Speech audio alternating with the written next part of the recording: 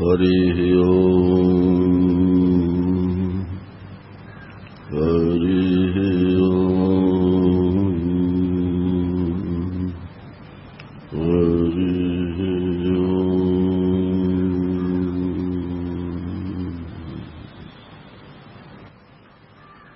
गुरुर्ब्रह्मा गुरुर्विष्णु गुरुर्देवो महेश्वरः गुरु साक्षात् परब्रह्म तस्मै श्री गुरुवे नमः। अखण्डमण्डलाकारं व्याप्तं येन चराचरं तत्पदं दर्शितं येन तस्मै श्री गुरुवे नमः। अज्ञानतिमिरान्धस्य ज्ञानाञ्जनशलाकया चक्षुरुन्मीलितं येन तस्मै श्रीगुरुवे नमः। वसुदेवसुतं देवं कंसचाणूरमर्दनं देवकी परमानन्दं कृष्णं वन्दे जगद्गुरुम्। मूकं करोति वाचालं पंगुं लंघयते गिरिं यत्कृपातमहं वन्दे परमानन्दमाधवम्।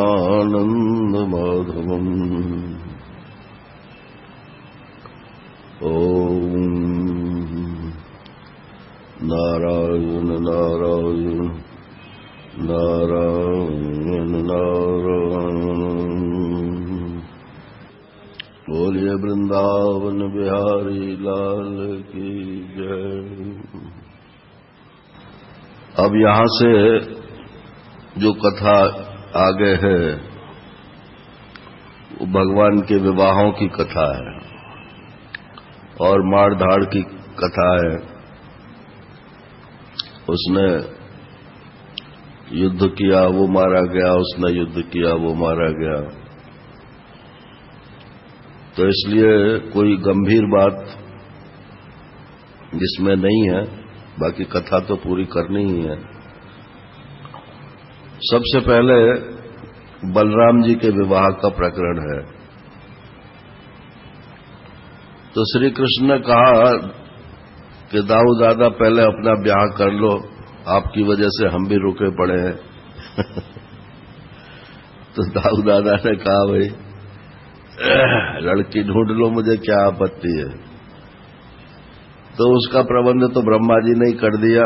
नवें स्कंद में कथा आ चुकी है कि वो रैवत नाम के जो थे राजा, उनकी लड़की थी रेवती। तो उसके विवाह के लिए ब्रह्मा जी के पास वो पूछने के लिए गए कि इतने केसेस हैं, किससे ब्याह करें। ब्रह्मा जी व्यस्त थे, तो जितनी देर में वो फालतू फारिग हुए उन्होंने कहा ये तो सब मर चुके, अब तो बस एक ही ऑल्टरनेटिव है कि आप बलराम जी से इनकी शादी कर दीजिए, वो शेष जी के अवतार है।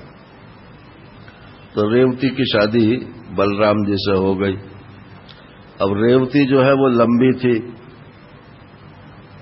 क्योंकि वो दूसरे युग की थी।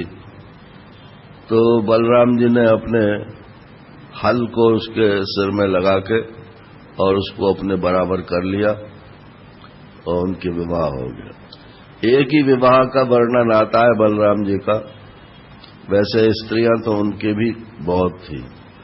भगवान श्री कृष्ण ने कहा कि अब हमारा भी ब्याह होना चाहिए। तो उन्होंने एक दिन उनका वायरलेस खड़का, बोले कौन बोल रहे हैं? कि मैं रुक्मिणी बोल रही हूं। रुक्मिणी ने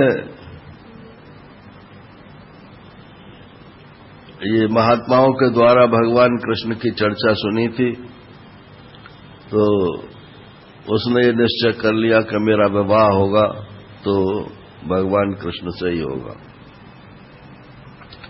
तो वायरलेस जब खड़का तो भगवान ने कहा ठीक है, मैं भी निश्चय कर लेता हूं कि मेरा विवाह यदि होगा तो आपसे ही होगा। तो बात तो पहले ही जम गई थी, लेकिन जो उसके भाई थे रुक्मिणी के, उसमें सबसे बड़ा जो रुक्मी था वो इसके पक्ष में नहीं था। वो शिशुपाल का मित्र था। तो ये शिशुपाल और दंतवक्र यही तो जय विजय है ना इस कृष्णावतार में। तो ये तो सब पैदाइशी वैर मानने वाले थे। तो उसने कहा नहीं, इसकी शादी जो है वो शिशुपाल से होगी। अब वो इतना दबंग था कि उसके पिताजी जो भीष्मक थे, अब उनके सामने कुछ बोले नहीं, छोटे भाई भी नहीं बोले। अब रुक्मिणी के सामने ये समस्या आ गई कि अब मैं ब्याह करूंगी तो श्री कृष्ण से करूंगी और शिशुपाल से तो किसी भी सूरत से नहीं करूंगी। तो अब कैसे किया जाए? तो ये भगवान की शक्ति है रुक्मिणी, ये लक्ष्मी का अवतार मानी जाती है। राधा रानी लक्ष्मी का अवतार नहीं है, वो तो आह्लादनी शक्ति है और ये उनकी ऐश्वर्य शक्ति है। तो रुक्मिणी ने एक ब्राह्मण को चिट्ठी लिख करके और द्वारका भेजा कुंडनपुर से। बोले ये चिट्ठी तुम श्री कृष्ण को दे देना। उस चिट्ठी में जो बात लिखी है वो समझने सुनने की है। उसमें उन्होंने कहा कि मेरा ब्याह यदि होगा तो आपसे होगा और नहीं तो मैं मर जाऊंगी। और एक श्लोक है इसमें, श्रुत्वा गुणान् भुवन सुंदर शृण्वतां ते निर्विश्य कर्ण विवरैर्हरतोऽङ्गतापम् रूपम् दृशाम् दृश्यमताम् अखिलार्थलाभम् त्वयि अच्युता विशति चित्रमपत्रपम् मे। मैंने आपको देखा नहीं है। उस चिट्ठी में लिखा था कि मैंने आपको देखा नहीं है, सिर्फ मैंने आपके गुणों का और सुंदरता का वर्णन सुना है। ये परमात्मा की तरफ चलने की जो इच्छा होती है ये सुन सुन करके ही होती है और किसी तरह से नहीं होती है। आज तक कोई भी परमात्मा की तरफ परमात्मा को देख करके नहीं चला है, सब सुन करके ही चलते हैं। तो आप भुवन, हे भुवन सुंदर, आपके गुणों को सुन करके निर्विश्य कर्ण विवरैर्हरतो अंगतापम, ये मेरे कानों के जरिए से जब आपकी यह गुण भीतर पहुंचा तो मेरे अंगों का जो ताप था वो सब दूर हो गया है। और रूपम दृशाम दृश्यमताम अखिलार्थ लाभम, आपका जो रूप है वो तो अखिलार्थ लाभ माने धर्म अर्थ काम मोक्ष चारों पुरुषार्थों का देने वाला है। तो अब मैंने और सब विकल्प छोड़ दिए हैं, न मुझे कोई लज्जा है न शर्म है। मैं तो त्वयि अच्युत आविशति, अब मैं केवल आपके अंदर ही प्रवेश कर रही हूं, ऐसा भगवान को लिख करके दे दिया। आपको विश्वास नहीं होगा, जब अपनी थोड़ी सी लगन लगी इस साइड में तो हमने भी भगवान को कई सारी चिट्ठियां लिखी और डाली कोई नहीं, चिट्ठी लिख लिख करके अपनी डायरी में रख लें। वो बाद में पता नहीं डायरी कहां चली गई। तो उसमें यही सब बातें लिखते थे कि वो कौन सा दिन होगा, कौन सा समय होगा जब हम आपके दर्शन कर सकेंगे, और अपनी विरह वेदना का वर्णन उसमें होता था। ये बहुत जरूरी है नारायण। अगर आप किसी महात्मा से इसका नहीं वर्णन करेंगे या परमात्मा से इसका वर्णन नहीं करेंगे तो आपके जो भीतर छिपी हुई शक्ति है उसका विकास नहीं होगा। दूसरी बात जो इन्होंने चिट्ठी में लिखी है वो है इनका संकल्प, तन्मे भवान खलु व्रता पतिरंग जायाम आत्मार्पितश्च भवतोत्र विभो विधेहि अभिमर्शतु चैद्यारात् गोमायुवन मृगपतेर्बलिमम्बुजाक्षो। मैंने आपको पति के रूप में वर्ण कर लिया है और अब मैं आपको आत्मसमर्पण कर चुकी हूं। ये मेरी हृदय की बात आपसे नहीं छिपी हुई है, क्योंकि आप अंतर्यामी हैं। अब आप ऐसा कुछ कीजिए कि ये जो सिंह के लिए बलि दी जा रही है, कहीं इसको ये शिशुपाल रूपी सियार जो है ये स्पर्श न कर ले। सियार तो समझते हैं ना, तो बहुत डरपोक जानवर होता है। तो बोले शिशुपाल जो है ये अपने को वीर समझता है, लेकिन है ये सियार। तो कहीं ऐसा न हो कि मेरे अपने शरीर को जो वीर भाग में डाल दिया है, आपके भाग में डाल दिया है। इसी को भक्ति बोलते हैं। भक्ति माने अपने आप को भगवान के पक्ष में डाल देना। तो कहीं ऐसा न हो कि संसार इसको फिर खा जाए, शिशुपाल खा जाए। माने अब शिशुपाल माने क्या होता है? बच्चों के पालन करने वाला। तो वो तो मूर्ख से मूर्ख व्यक्ति भी बच्चा पैदा कर लेता है और उनका पालन कर लेता है। तो ऐसे पति को कोई स्वीकार नहीं करता है। तीसरी बात इसमें यह लिखी है कि आप राक्षस विधि से मेरा विवाह करें, क्योंकि ये रुक्मी जो है ये विवाह होने नहीं देगा और इसने सारी सेनाएं लगा रखी हैं। तो जिस दिन मेरा विवाह हो उससे एक दिन पहले आप हमारे शहर में आ जाएं और जैसे राक्षस लोग हरण करके ले जाते हैं ऐसे आप मेरा अपहरण करके ले जाइए। राक्षस विधि से विवाह कीजिएगा, उसमें मुझे संतोष मिलेगा। मैं चाहती हूं कि इनका जो बल है, घमंड है, वो चूर्ण चूर्ण हो जाए। अब भगवान ने तो निश्चय कर ही रखा था कि मेरा ब्याह तो यही होगा। तो उन्होंने ब्राह्मण देवता से पूछा कि बताओ कब की शादी है? तो बोले परसों की। परसों की? तो अब समय तो बहुत कम है। तो तुरंत उन्होंने बलराम जी से भी नहीं पूछा, वसुदेव जी से भी नहीं पूछा, उग्रसेन से भी नहीं पूछा और दारुक को बुलाया कि रथ तुरंत तैयार करो, हमें इसी समय चलना है। ये जो भगवान की निर्णय लेने की शक्ति है ये अनुकरणीय है। गृहस्थ आश्रम में भी ये अनुकरणीय है। महाराज श्री कहते थे कि अगर आप निर्णय लेने में देर करेंगे तो आप अपना अहित करेंगे। जो निर्णय लेना है फटाफट लेना चाहिए। तो भगवान कृष्ण ने ब्राह्मण को बैठा लिया उस पर और खुद बैठ गए और दारुक से कहा अभी रात में ही चलो। अब वो तो चले गए। पीछे बलराम जी ने पूछा कि भाई श्री कृष्ण कहाँ गए? तो लोगों ने बताया कि कोई ब्राह्मण कुंडनपुर से आया था और ये तो पता नहीं क्या बात थी, लेकिन उसी के साथ वो चले। बलराम जी ने कहा कि वही ब्याह का ही चक्कर होगा कोई, और लड़ाई झगड़ा जरूर होगा, क्योंकि इनका कोई काम बिना उसके होता ही नहीं है।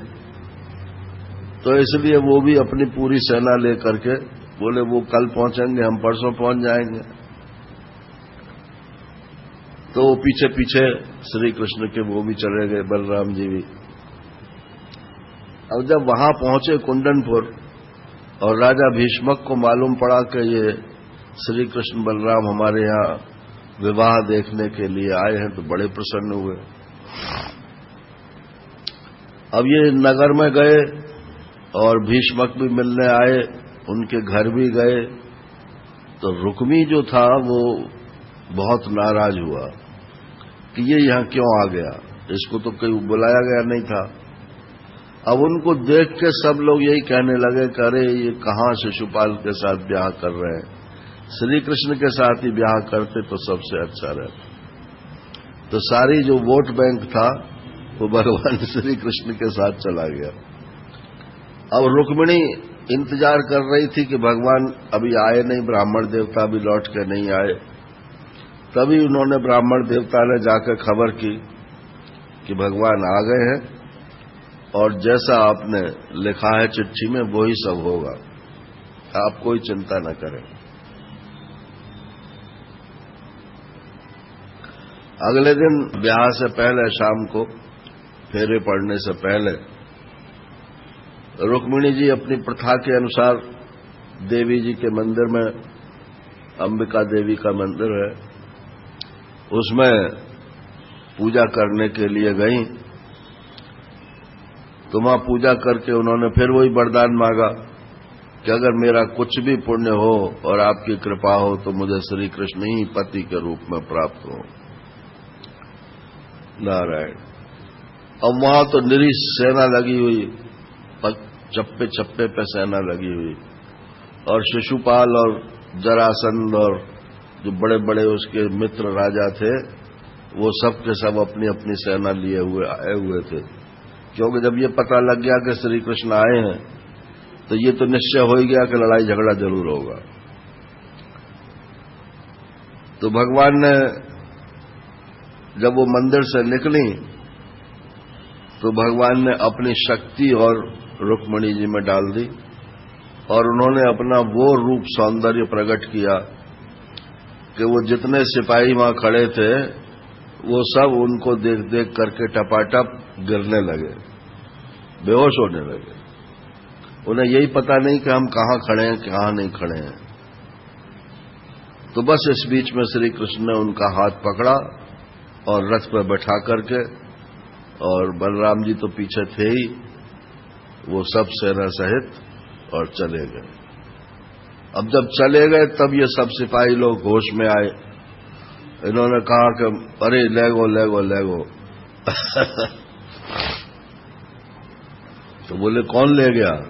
कि वो श्री कृष्ण रुक्मिणी को ले गए। अब वो शिशुपाल जो था, एक महात्मा कहते हैं कि वो अपना पायजामा पहने हुए और फेरे की तैयारी कर रहा था, तो वो अपना पायजामा पहने हुए ही जो रह गए।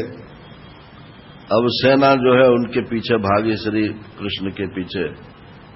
उधर बलराम जी ने देखा कि सेना आ रही है तो अपनी सेना से भिड़ंत हो गई। अब नेचुरली वो तो हीरो ही जीतता है हर जगह, तो बलराम जी ने सारी सेना मार दी। उधर रुक्मी ने जब सुना कि ऐसा कांड हो गया तो वो भी अपनी सेना लेकर के आ गया। रुक्मी सीधे श्री कृष्ण से जाकर बढ़ गया।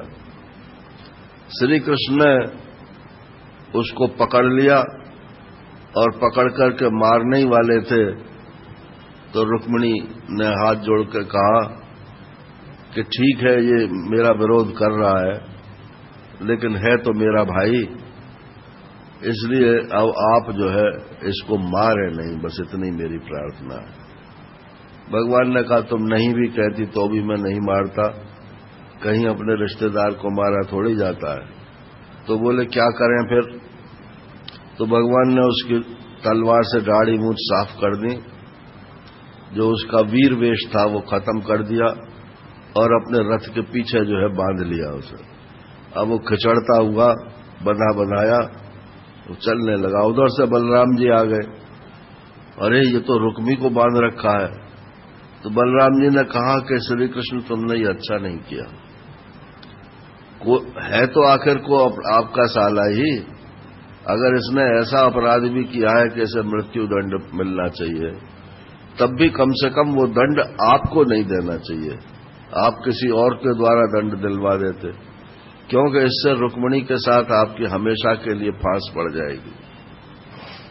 रुक्मिणी से भी कहा कि देवी हम क्षत्रियों में तो ऐसा ही होता रहता है, लड़ाई झगड़े के बिना कोई ब्याह शादी होती नहीं है, तो तुम कुछ ख्याल मत करना, लेकिन हम क्षत्रिय हैं तो हम बर्दाश्त भी नहीं कर सकते हैं कि कोई हमारा अपमान करे।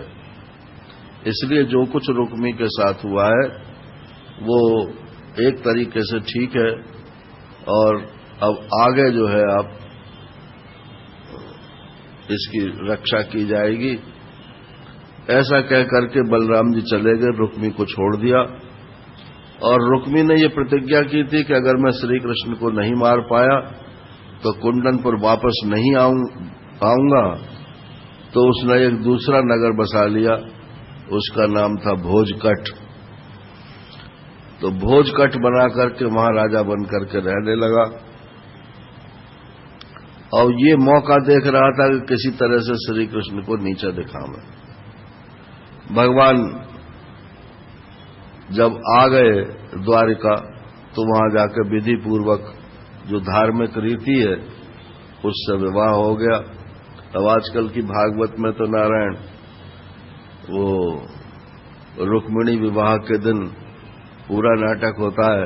रुक्मिणी जी उसमें आती हैं बैठ करके, ठाकुर जी का सिंहासन आता है और दोनों की शादी होती है, पंडित लोगों को दक्षिणा मिलती है, स्वस्ति वाचन करते हैं, फेरे डलवाते हैं। अब दोनों भाइयों की तो शादी हो गई, लेकिन श्री कृष्ण की तो कोई एक शादी थोड़ी होनी थी, उनकी तो अभी बहुत बाकी है। 16,108 में एक ही शादी तो हुई है ना, तो और शादियों की बात आगे चलती है। इससे पहले ये रुक्मिणी और श्री कृष्ण के संबंध से प्रद्युम्न जी का जन्म हुआ। ये प्रद्युम्न जो है, वैष्णवों में तो कृष्ण के साथ प्रद्युम्न की भी पूजा होती है और प्रद्युम्न के बेटे अनिरुद्ध उनकी भी पूजा होती है। चतुर्व्यूह कहलाता है, कृष्ण, बलराम और प्रद्युम्न और अनिरुद्ध। तो ये अंतःकरण के ही जो 4 भेद हैं उन्हीं के ये प्रतीक मान करके पूजा की जाती है। अनिरुद्ध जो है वो मन है, प्रद्युम्न जो है वो मन है, अनिरुद्ध जो है वो बुद्धि है, और क्या नाम है, बलराम जो है वो अहंकार है, और श्री कृष्ण जो है वो आत्मा है। तो प्रद्युम्न जी का जन्म हुआ। अब प्रद्युम्न शंबरासुर नाम का एक दैत्य था, तो उसको ये शाप था कि तुम्हें प्रद्युम्न जी मारेंगे। तो उन्होंने कहा ठीक है, मैं प्रद्युम्न को इस हद तक पहुंचाऊंगा ही नहीं। तो वो प्रसूति का गृह से ही प्रद्युम्न जी को उठा कर ले गया चोरी करके। अब इतनी बड़ी द्वारका, इतनी सुरक्षित द्वारका, जहां लिखा था कि आदमी पर नहीं मार सकता, लेकिन वहां शंबरासुर पहुंच गया क्योंकि वो मायावी था। और प्रसूति का गृह से प्रद्युम्न जी गायब हो गए। आजकल हॉस्पिटल से बच्चे जैसे गायब हो जाते हैं, तो उन्होंने जाकर के उनको समुद्र में डाल दिया। बोले अब क्या, अब कहां से मारेगा। लेकिन होनी तो बलवान है ना। प्रद्युम्न जी को एक बहुत बड़ी मछली निकल गई और वो मछली जो है किसी मछुए ने पकड़ ली, और वो मछली जो है शंबरासुर के यहां पहुंच गई। अब जब उसके रसोई घर में उसका पेट चाक किया गया तो उसमें से वो बालक निकला। अब उस रसोईया ने पूछा कि खबर नहीं की शंबरासुर को। उसने कहा कि अरे ये बालक है, तो ये दासी थी वहां मायावती नाम की। बोले ये दासी को दे दो, बच्चा पल जाएगा, और उसको राक्षस दुष्ट को बताएंगे तो वो तो मार ही डालेगा इसे। तो ये मायावती जो थी असल में ये रति थी, और प्रद्युम्न जो है ये कामदेव है।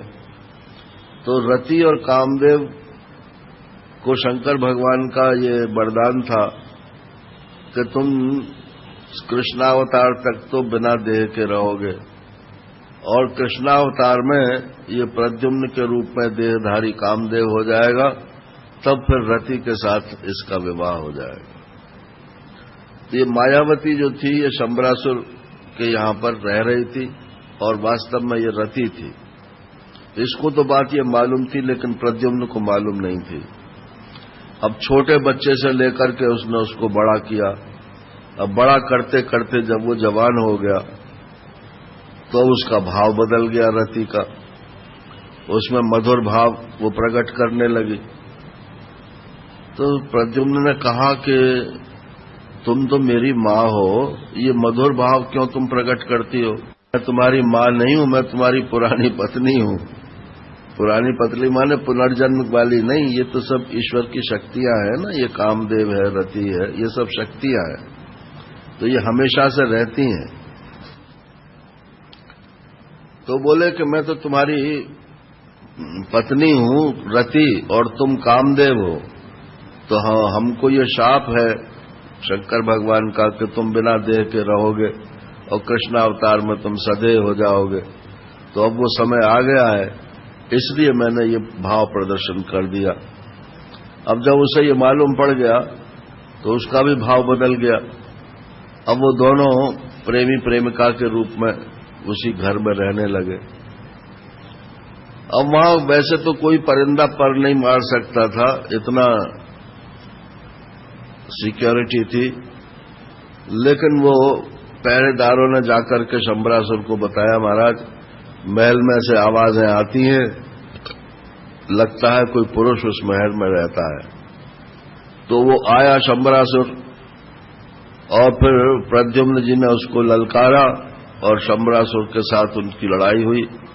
और जैसा कि शाप था ही शंबरासुर को कि प्रद्युम्न के द्वारा उसका वध होगा, तो शंबरासुर का वध हो गया। अब वो रति को लेकर के भगवान कृष्ण के पास लौट करके आए और सीधे हेलीकॉप्टर से रुक्मिणी के महल में ही जाके उतरे। अब जब वो उतरे तो सब चौकन्ने रह गए, ये कौन आया? प्रद्युम्न जो थे वो बिल्कुल श्री कृष्ण से मिलते थे। तो रुक्मिणी ने समझा ये श्री कृष्ण ही आए हैं और कोई दूसरी पत्नी साथ में लेकर के आए, लेकिन उम्र दोनों की नहीं मिल रही थी, इसलिए संशय हो गया। फिर बोली इसकी उम्र तो छोटी है, अगर मेरा प्रद्युम्न होता तो इसी उम्र का होता, शक्ल तो वैसी मिल रही है। जो नारद जी वहां बीणा बजावते आ गए, बोले कि ये मिल नहीं रही है, ये प्रद्युम्न जी ही हैं और ये इनकी पत्नी रति है। अब आप इनका स्वागत कीजिए, आप घर में बहू लेके आया है। तो घर में खुशियां मनाई जाने लगी। नारायण, ये प्रद्युम्न जी की कथा हुई। फिर प्रद्युम्न जी के बेटे अनिरुद्ध हुए, ये आगे कथा आएगी। अब दूसरे नंबर का जो विवाह हुआ रुक्मिणी के बाद, वो सत्यभामा का हुआ। तो नाम तो आपने सुना ही है, सत्यभामा। भामा जो है वो भी स्त्री को ही बोलते हैं, तो ये जरा कड़क टाइप की स्त्री थी सत्यभामा जो थी, मतलब किसी से दबने वाली नहीं थी, इसलिए इनका नाम सत्यभामा ठीक है। इनके पिता का नाम था सत्राजित। तो सत्राजित जो था वो सूर्य का भक्त था। तो सूर्य ने अपनी भक्ति से प्रसन्न होकर के उसको एक मणि दी थी जिसका नाम था स्यमंतक मणि। वो सूर्य के समान ही प्रकाशित होती थी और उसमें से पूजा करने के बाद प्रतिदिन 8 भार सोना निकलता था।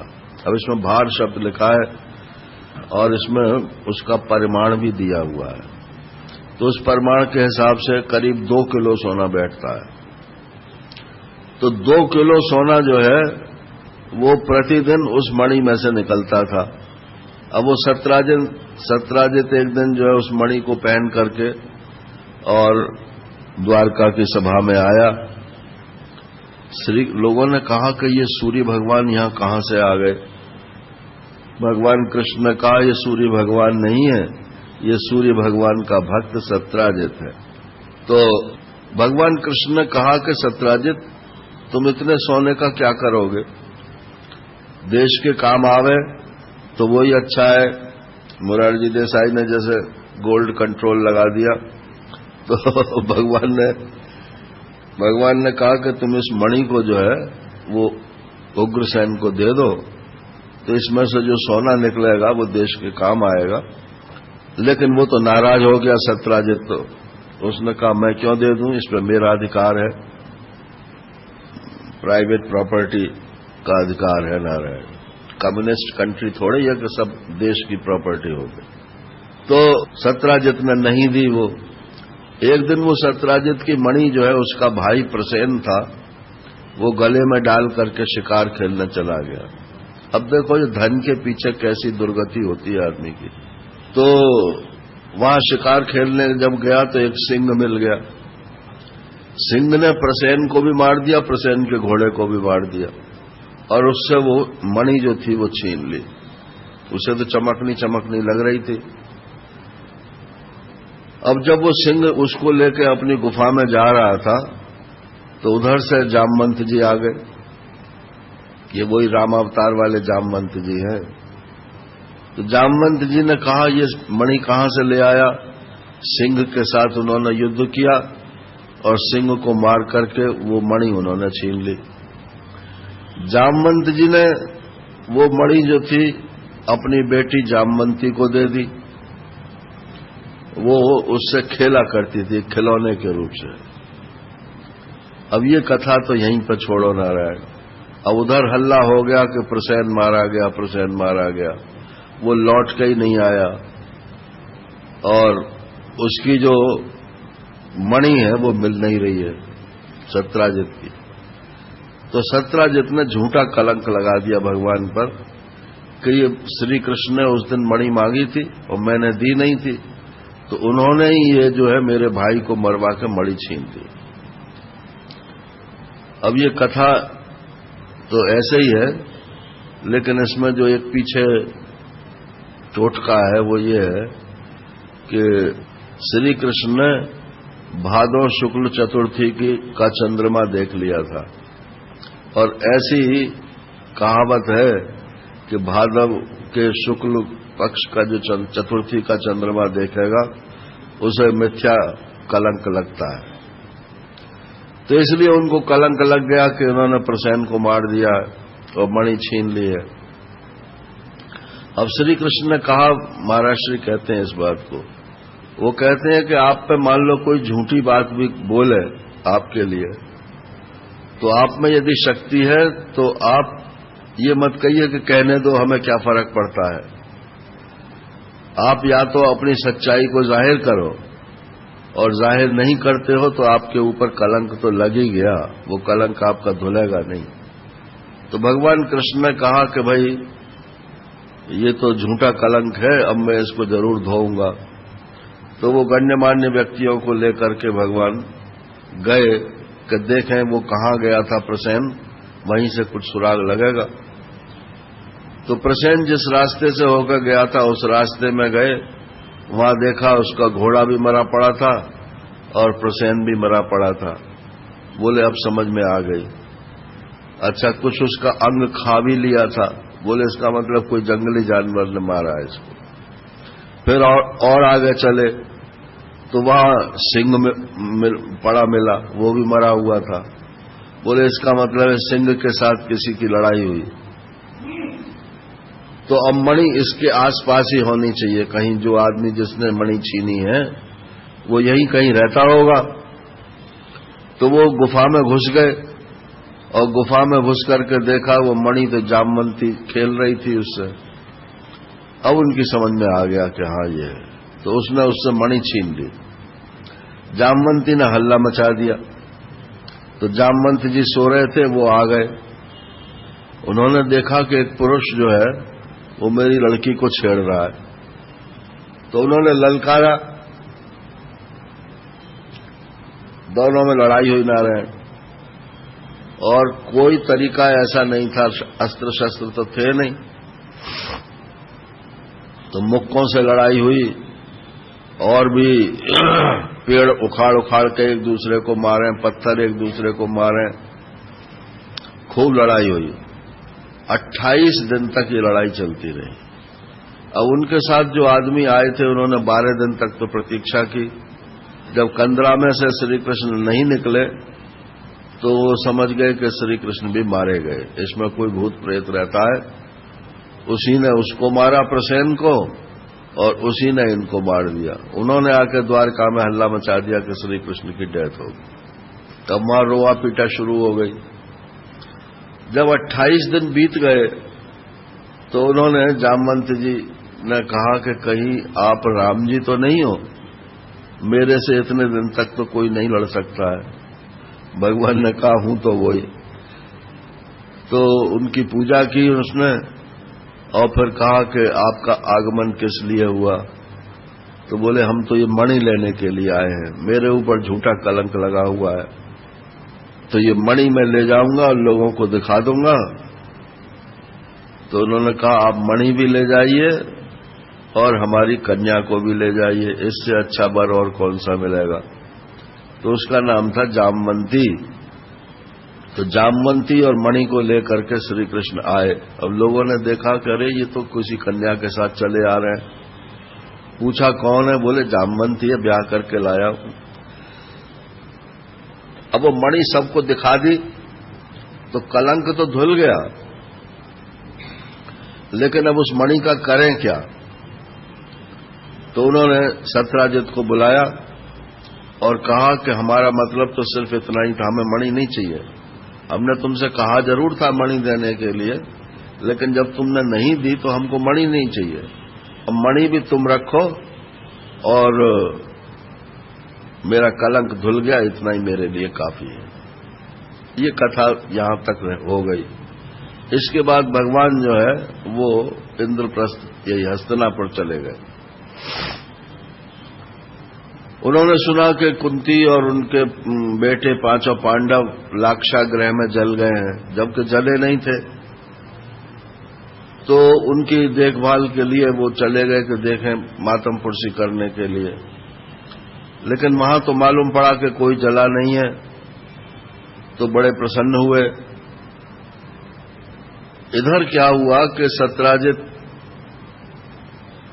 भगवान जब कृष्ण नहीं रहे द्वारिका में, तो सत्राजित ने पहले इसकी जो लड़की थी सत्यभामा, उसका विवाह शतधन्वा के साथ करने का मन बनाया था और उससे कहा भी था कि मैं अपनी लड़की का ब्याह तुमसे करना चाहता हूं और ये मणि भी तुमको दे दूंगा दहेज में।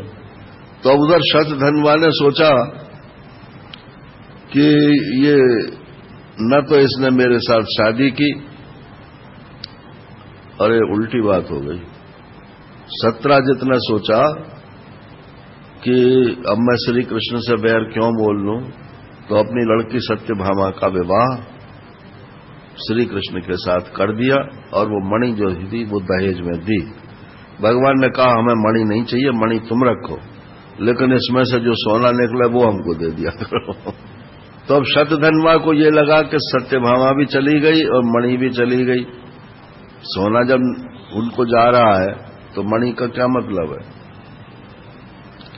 तो अक्रूर, कृतवर्मा और शतधन्वा, इन तीनों ने मिलकर के षड्यंत्र रचा रहा है। ये वही अक्रूर है जो कि श्री कृष्ण को का उन्होंने नारायण रूप में दर्शन किया ब्रह्म हृदय में और बड़ी लंबी चौड़ी स्तुति की। वो तो मैंने सुनाई नहीं थी आपको कल, बहुत लंबी चौड़ी स्तुति है वो। और उसमें तो ऐसा लगता है कि जैसे बिल्कुल साक्षात ये महात्मा ही हो, लेकिन आदमी की बुद्धि बदलने में कितनी देर लगती है। ये धन ऐसी चीज है। तो अक्रूर भी जो है उसमें पार्टी हो गया।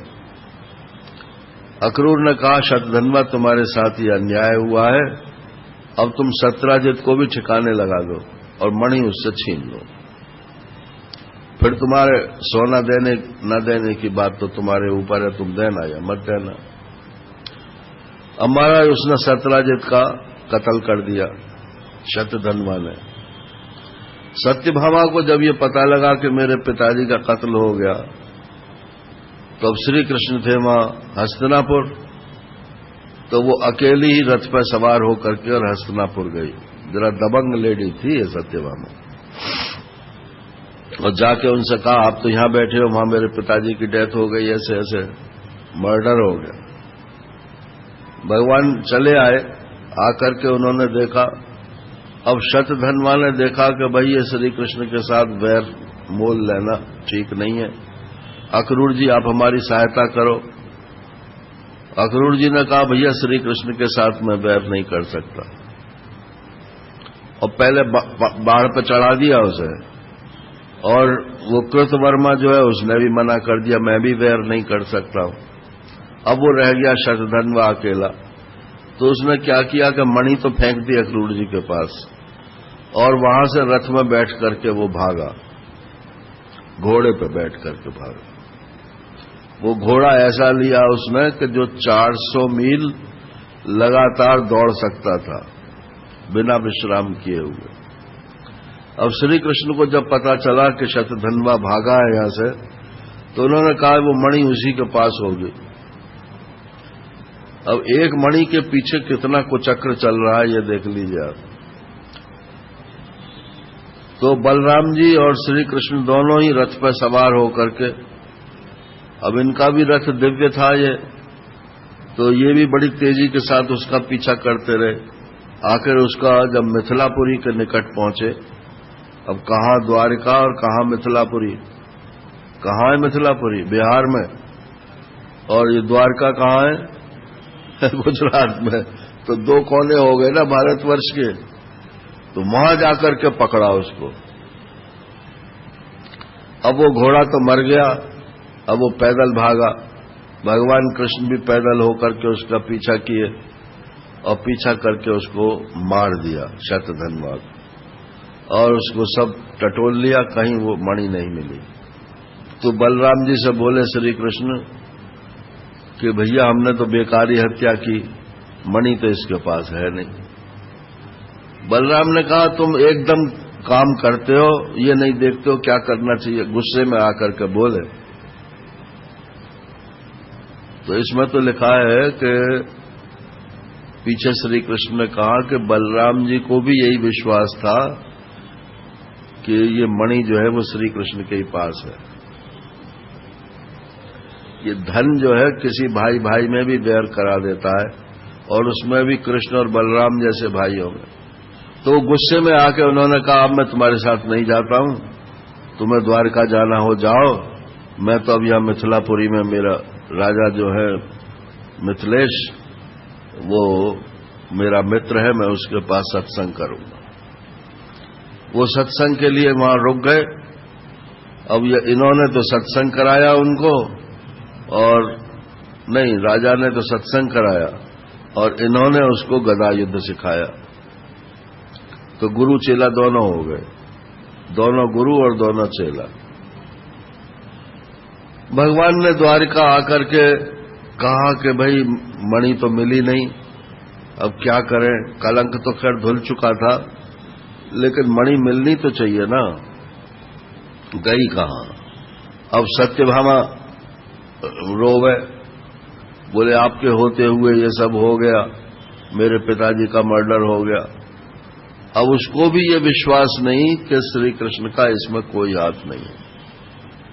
बोले ना आप उससे ये कहते कि मणि दे दो, ना ये झगड़ा पड़ता। तो अब उनके सामने बस एक ही था कि किसी तरह से मणि मिल जाए। तो किसी ने आके बताया कि अक्रूर जी जो है आजकल बड़े यज्ञ कर रहे हैं, और उसमें सोने की वेदी बनती है रोजाना। तो वो समझ गए कि वो शतधन्वा जो है मणि अक्रूर के पास छोड़ गया। उन्होंने अक्रूर को बुलाया, अक्रूर से कहा कि चाचा जी हमको ये बात मालूम है कि मणि तो आपके पास है, वरना आप इतने बड़े बड़े यज्ञ रोजाना थोड़ी कर सकते थे। अब भलाई इसमें ही है कि आप वो मणि जो है सबके सामने उजागर कर दें, जिससे मेरे ऊपर लोगों का शक न हो। मेरे बड़े भाई भी मुझ पर शक करते हैं और सत्यभामा भी मेरे ऊपर शक करती है। तब वो अक्रूर जी की बात समझ में आई, उन्होंने सबको वो मणि दिखलाई। नारायण, इस प्रकार से ये चौथ का चंद्रमा देखने का इतना बड़ा चक्कर चला, लेकिन सत्यभामा जी घर में आ गई। 2 ब्याह भगवान कृष्ण के हो गए। अब भगवान कृष्ण के अन्य विवाहों की चर्चा प्रारंभ होती है। तो भगवान कृष्ण पांडवों से मिलने के लिए इंद्रप्रस्थ गए। वहां एक दिन अर्जुन के साथ जमुना जी के किनारे घूमने के लिए चले गए। अब अर्जुन ने देखा कि एक लड़की वहां बैठी हुई तपस्या कर रही है। उससे पूछा तुम कौन हो? उसने कहा मैं सूर्य की पुत्री कालिंदी हूं। और मैंने ये व्रत लिया है कि यदि मेरा ब्याह होगा तो श्री कृष्ण के साथ होगा। माने अर्जुन से ये साफ बात हो गई कि तुम पूछ तो रहे हो लेकिन तुम्हारे साथ कोई चक्कर चलने वाला नहीं है। अर्जुन ने कहा श्री कृष्ण तो यहीं आए हुए हैं, कि यहीं आए हुए हैं। तो अर्जुन ने जाकर के उनको बताया भगवान को कैसे ऐसे एक लड़की है और वो कह रही है मैं आप ही से शादी करूंगी। बोले हाँ शादी तो मैं भी करना चाहता हूं। जहां कहीं कोई भगवान से मिलने का संकल्प करता है भगवान का वायरलेस तुरंत खड़क जाता है, वो भी वैसा ही संकल्प कर लेते हैं। आप भगवान से मिलने का संकल्प करो, देखो आपको तुरंत अनुकूल परिस्थितियां मिलने लगेंगी। अब वो कालिंदी को लेकर के रथ में बैठाल करके और युधिष्ठिर के पास आ गए। युधिष्ठिर जी ने बाकायदा ब्याह करा दिया और उसको लेकर फिर वो द्वारिका आ गए। 3 ब्याह हो गए। सीनियर मोस्ट रुक्मिणी, नंबर 2 पर सत्यभामा, नंबर 2 पर जामवंती और नंबर 3 पर सत्यभामा और कालिंदी, ये चौथी हो गई। अब कौशल देश के राजा थे नग्नजित, उनकी कन्या थी क्या सत्या, उनकी कन्या का नाम था सत्या। अब उनके यहां 7 बैल थे, बड़े खूंखार बैल थे। अभी भी दक्षिण में खेल होते हैं बैलों को नाथने के, मद्रास में खेल होते हैं और उधर स्पेन में खेल होते हैं। अभी 2 ही जगह ये प्रथा चल रही है। तो उन बैलों को नाथना पड़ता था, नाथना जाना था जिसको सत्या के साथ ब्याह करना हो। अब सत्या ने संकल्प कर लिया श्री कृष्ण को देख करके कि मैं तो इन्हीं से ब्याह करूंगी। श्री कृष्ण ने कहा मैं भी इनसे ब्याह करना चाहता हूं। तो उसके पिताजी से कहा कि सत्या अपनी लड़की का ब्याह मेरे से कर दो। बोले महाराज हम तो बड़ी प्रसन्नता से कर देते, लेकिन हमने तो ये प्रण ले रखा है कि जो हमारे 7 बैलों को एक साथ नाथ देगा उसी के साथ इसका विवाह होगा। बोले कौन सी बड़ी बात है, वो मैं काम किए देता हूं। तो एक साथ भगवान ने 7 रूप बना लिए और एक ही समय में 7 बैलों को नाथ दिया। सत्या नाम की ये 5वीं पत्नी उनकी हो गई। 6ठी का नाम है श्रुति कीर्ति, ये कश्मीरी लड़की थी। मद्रास की हो गई और लगा लो कहां कहां की है। अब कश्मीर की लड़की आई। तो ये कौन थी कि ये इनकी बुआ की लड़की थी। तो वैसे तो बहन हुई, लेकिन भगवान के साथ संबंध में कुछ फर्क नहीं पड़ता है, क्योंकि भगवान तो सबके भाई है, सबके बहन है, सबके माँ है, सबके पिता है। ऐसी एक ही चीज है जो त्वमेव माता च पिता त्वमेव, वही माता है वही पिता है। तो उन्होंने कहा मैं तो श्री कृष्ण को पति बनाऊंगी। भगवान ने कहा हम भी बनाएंगे। तो उन्होंने अपने आप ही, उनके पिताजी ने अपने आप ही श्री कृष्ण के साथ उनका ब्याह कर दिया।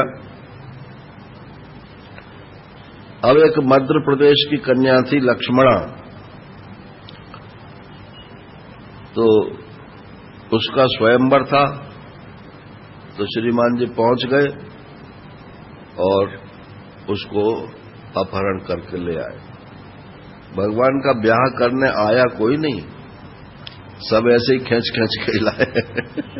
आजकल जो लोग अपने देश को छोड़ देते हैं ना, जैसे मान लो कोई यूपी का रहने वाला हो और केरल में जाकर रहने लगे, तो अब यूपी वाले केरल में जाकर क्यों संबंध करेंगे और केरल वाले जो है यूपी वाले से क्यों संबंध करेंगे। तो उनके बच्चों की शादी की बड़ी समस्या रहती है। तो इसी प्रकार से, लेकिन ये क्षत्रिय लोगों के लिए स्वयंवर की जो प्रथा थी इसमें यह था कि तुम अपना पौरुष दिखाओ और ब्याह कर लो। तो अब देखो ये 8 पटरानियां हो गई।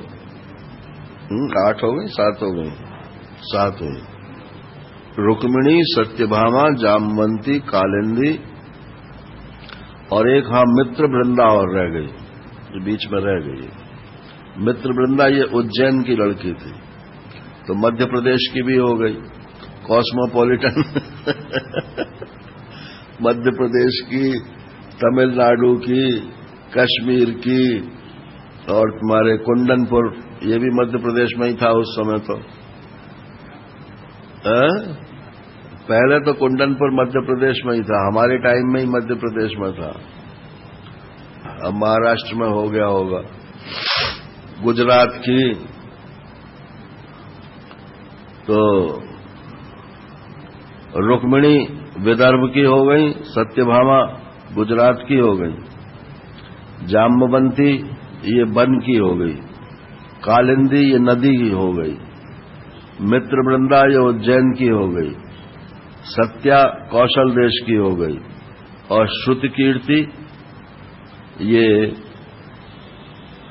मध्य प्रदेश की नहीं, यहाँ की कश्मीर की, और लक्ष्मणा जो है ये मध्य प्रदेश की होगी, मद्रास जिसे बोलते हैं। अब श्री कृष्ण तो है नारायण पुरुष, और ये इनकी जो अष्टधा प्रकृति है ये इनकी पटरानियां हैं। अष्टधा प्रकृति तो आपने गीता में सुनी है ना, भूमिरापो नलो वायु खंग मनो बुद्धि रेव च अहंकार इतियम में भिन्ना प्रकृति अष्टधा। तो मन, बुद्धि, अहंकार और 5 तत्व, ये अष्टधा प्रकृति है। तो यही जो है पुरुष की पत्नियां हैं। और 16,000 कन्याएं जो हैं ये भौमासुर के यहां से लाए, तो 16 ही गिनती वहां क्यों, 16,000 क्यों थी? तो बोले षोडश तु विकारा। ये सांख्य शास्त्र में 16 जो है वो विकार कहलाते हैं। तो इसमें 1000 जो है ये तो मिसनोमर है, शास्त्र में गिनती का कोई महत्व नहीं होता है, वो संकेतक होते हैं। जैसे 16,000 में मतलब है 16 संख्या का महत्व है, 8 में 8 संख्या का महत्व है। और इसके अलावा 100 और थी, 16,108 इनकी पत्नियां थीं भगवान कृष्ण की। थोड़ी हैं कि ज्यादा थीं? अरे ईश्वर की तरफ से सोचो ना, तो संसार में जितनी पत्नियां हैं वो सब उस एक ईश्वर की ही पत्नी है। उनके पतियों के रूप में वो सब ईश्वर ही विराजमान होते हैं, तो अनंत उनकी पत्नियां होती हैं। इसमें तो 16,108 गिनती गिनाने के लिए है। अब ये 16,100 कन्याओं का ब्याह का वर्णन आता है। तो ये प्राग ज्योतिषपुर, जिसको आजकल अरुणाचल प्रदेश बोलते हैं, ये वहां भौमासुर रहता था। प्राग ज्योतिषपुर नाम है उसका, पहला नाम। तो अरुणाचल प्रदेश में भौमासुर रहता था और असुरी था। ये था तो पृथ्वी का बेटा, इसको नरकासुर भी बोलते हैं। ये जो दिवाली से पहले चतुर्दशी आती है तो नरक चतुर्दशी बोलते हैं। तो नरकासुर का वध उसी दिन हुआ था, इसलिए उसको नरक चतुर्दशी बोलते हैं। तो सत्यभामा के साथ भगवान जो है वो प्राग ज्योतिषपुर गए। अब वहां उसने किलेबंदी कर रखी थी।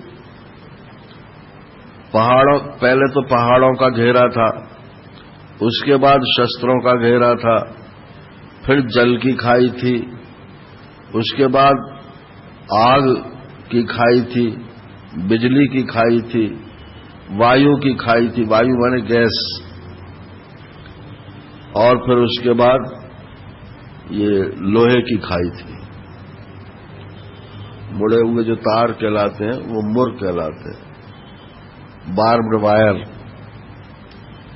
इतने चहारदीवारियों से घिरा हुआ उसका किला था। उसके अंदर वो अपने को सुरक्षित समझता था और उसका जो कमांडर इन चीफ था उसका नाम था मुर। उसके लड़का था, उसका नाम था भगदत्त। तो वहां भगवान ने ये सब चार दीवारियां नष्ट कर दी और नष्ट करके किसी को तलवार से काटा और किसी को वैसे ही मार दिया, किसी को बाणों से छिन्न भिन्न कर दिया। बड़े बड़े यंत्र मशीनें लगी हुई थीं, उनको अपने शंखनाद से ही विदीर्ण कर दिया। तो किसी को भारी गदा से विध्वंस कर डाला। तो जब ये सारे परकोटे इसके नष्ट हो गए, तब फिर मुर दैत्य का सामना करना पड़ा। अंतिम मुर दैत्य के 5 सिर थे, तो वो अट्टहास भी करता था, तो 5 सिरों से एक साथ करता था, तो बड़ा विभत्स दृश्य सामने आता था लोगों के। उसका जब नाश किया गया तो तभी से भगवान का नाम मुरारी पड़ गया। मुरारी, मुर के जो दुश्मन हैं उनको कहते हैं मुरारी। ये श्री कृष्ण गोविंद हरे है, मुरारे के मुरारी नहीं, मुरारे है उसमें, लेकिन कई लोग जो है मुरारी बोलते हैं। तो मुरारी तो नाम है और मुरारे माने हे मुरारी संबोधन है। तो श्री कृष्ण गोविंद हरे मुरारे बोलना चाहिए, मुरारी नहीं बोलना चाहिए। उसके बाद भौमासुर लड़ने के लिए आया, तो भौमासुर के साथ लड़ाई तो बहुत देर हुई, लेकिन भगवान तो गरुड़ पर सवार थे, इसलिए गरुड़ जी भी लड़े और भगवान भी लड़े और वो भौमासुर मर गया। तब उसकी पत्नी पृथ्वी देवी जो थी वो आई, वो माता जी, और उसने कहा कि ये भगदत्त इसका बेटा है, इसको आप अपना लीजिए। तो भगदत्त को वहां का राजा बना दिया और स्वयं फिर वो उसके अंतःपुर में चले गए। वहां देखा तो 16,100 कन्याएं उसने बंद कर रखी थी, और उसका मतलब ये था कि जब 20,000 हो जाएंगे तब सबसे एक साथ शादी करूंगा। हमारे यहां एक लेक्चरर थे, तो वो ठाकुर, शादी वो करते नहीं थे क्योंकि जरा दिल फेंक आदमी थे वो, तो शादी नहीं करते थे, ऐसे ही काम चला रहे थे अपना। आखिर फिर एक दिन शादी हो गई। शादी हो गई तो वो कहते थे कि एक आदमी से क्या शादी करना, कम से कम 10 पत्नियां तो हों एक साथ। तो जब शादी करके 1-2 दिन पीछे वही हमारे पड़ोस में ही रहते थे वो, तो एक दिन अपना सिर झुकाए हुए बैठे थे। तो किसी ने पूछा कि सिंह साहब कैसे सिर झुका रहे हो? बोले एक के मारे परेशान हूं, 10 होता तो क्या होता। नारायण। तो ये मूर्ख जो है 20,000 के साथ एक साथ शादी करने वाला था और उससे पहले ही मर गया, एक भी पल्ले नहीं पड़ी। और उन्होंने, भगवान ने कहा कि इन सबको इनके घर भिजवा दो। भगदत्त से कहा कि कन्या जहां जहां से आई हैं वहां वहां इनके घर भिजवा दो। कन्याओं ने कहा हम अब नहीं जा सकते, इतने दिन तक भौमासुर के यहां बंद रही हैं, हम कोई विश्वास नहीं करेगा कि हम पवित्र हैं, इसलिए हमारा ब्याह अच्छी जगह नहीं होगा। तो बोले फिर? तो भगवान ने कहा मैं हूं ना। मैं कहां चला गया? महाराज श्री कहते हैं कि ये उनका क्रांतिकारी कदम था कि 16,100 कन्याओं को एक साथ कहा कि इनको सब ठीक है द्वारका भेज दो, हम आके वहां पाणी ग्रहण कर लेंगे। तो द्वारका चली गई वो, वहां जाकर बाद में पाणी ग्रहण हुआ। अगर वो श्री कृष्ण भी उनसे शादी न करते और घर वो जा नहीं सकती थी तो क्या होता, समाज में क्या स्थान होता। तो ये श्री कृष्ण का क्रांतिकारी कदम था, नारायण, सामाजिक कृत्य। इसके बाद भगवान प्राग ज्योतिषपुर से स्वर्ग चले गए और स्वर्ग जाकर के उन्होंने, इसने भौमासुर ने अदिति के कुंडल चुरा लिए थे, मैंने छीन लिए थे, चुरा क्या लिए थे, छीन लिए थे। तो उन्होंने जाकर इंद्र को कहा कि तुम्हारी माताजी के कुंडल हैं, अब वो तो मर गया दैत्य, तो इन कुंडलों की रक्षा करना। अब कुंडल तो ले लिए, जब चलने लगे तो सत्यभामा ने कहा कि ये जो पेड़ है कल्प वृक्ष, ये हमारे द्वारका में नहीं है, तो इस कल्प वृक्ष को उखाड़ कर ले चलो। तो भगवान ने वो वृक्ष उखाड़ लिया। अब वृक्ष उखाड़ लिया तो इंद्र जो है वो लड़ाई करने के लिए तैयार हो गया।